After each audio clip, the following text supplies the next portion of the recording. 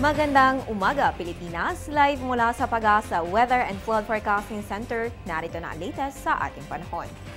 Lumakas pa si Bagyong Jolina sa Tropical Storm Category. Alas 10 ng umaga namata ang sentro ng bagyo sa layong 450 kilometers west ng Subic, Zambales.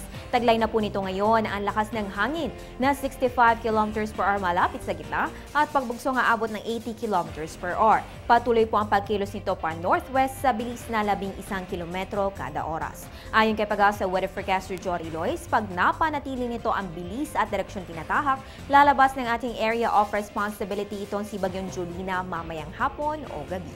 Pero habang nasa loob pa ng ating paraan naturang bagyo, mapag-iibayo ni Bagyong Jolina ang southwest monsoon na siya magdadala ng moderate to occasional heavy rains at thunderstorms dito sa may Calabarzon at Mimaropa. Kaya ating abiso maging handa po sa posibleng pagbaha at landslides. Habang natitirang bahagi ng bansa kasama na ang Metro Manila ay makaranas ng maulap na kalangitan na may mahihina hanggang katamtamang pagulan at thunderstorms. Samantala, meron na naman panibagong sama ng panahong namataan sa silangang bahagi ng Pilipinas.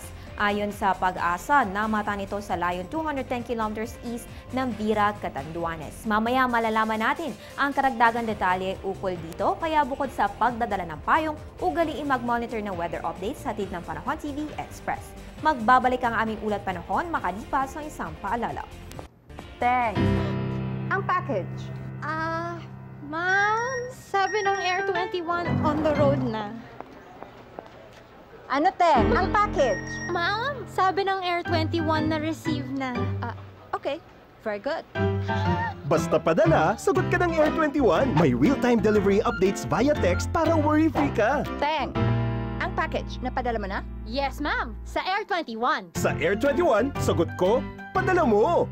Mga kababayan, chinek naman natin ang Twitter ng Panahon TV. Ayon po dito, may thunderstorms sa Bataan, Zambales, ilang bahagi ng Metro Manila, Pampanga, Bulacan, Laguna, Cavite at Tarlac at maaari po yung magtagal sa loob ng 2 oras. Inaasahan naman ang pagkilos ng thunderstorms na ito patungong Rizal in the next 2 hours. So para lagi ka updated, please follow us on Twitter, like us on Facebook at bisitahin ang aming website.